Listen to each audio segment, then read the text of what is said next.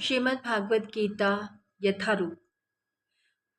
श्री भगवान ने कहा, जो लोग अपने मन को मेरे साकार रूप में एकाग्र करते हैं और अत्यंत श्रद्धा पूर्वक मेरी पूजा करने में सदैव लगे रहते हैं, वे मेरे द्वारा परम सिद्ध माने जाते हैं।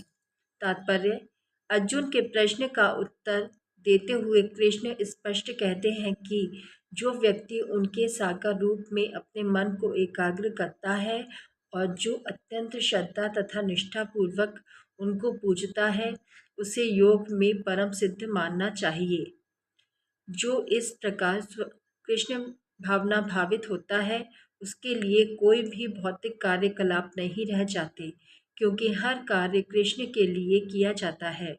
शुद्ध भक्त निरंतर कार्यरत रहता है, कभी कीर्तन करता है तो कभी श्रवण करता है, या कृष्ण विषयक कोई पुस्तक पढ़ता है, या कभी कभी प्रसाद तैयार करता है, या बाजार से कृष्ण के लिए कुछ मोल लाता है, या कभी मंदिर झाड़ता बुहारता है तो कभी बर्तन धोता है।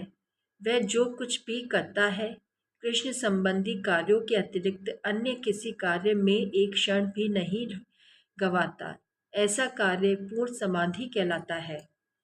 लेकिन जो लोग अपनी इंद्रियों को वश में करके तथा सबों के प्रति समभाव रखकर परम सत्य की निराकार कल्पना के अंतर्गत उस अव्यक्त की पूरी तरह से पूजा करते हैं, जो इंद्रियों की अनुभूति के परे है, सर्वव्यापी है, अकल्पनीय है,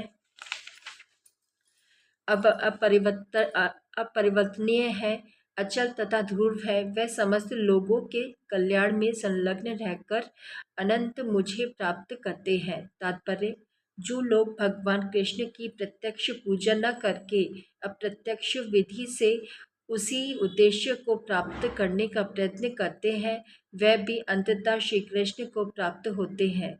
अनेक जन्मों के बाद बुद्धिमान व्यक्ति वासुदेव को ही सब कुछ जानते हुए मेरी शरण में आता है।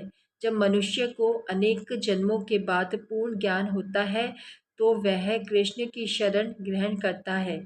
यदि कोई इस श्लोक में बताई गई विधि से भगवान के पास पहुंचता है, तो उसे इंद्रिय निग्रह करना होता है, प्रत्येक प्राणी की सेवा करनी होती है और समस्त जीवों के कल्याण कार्य में रत होना होता है।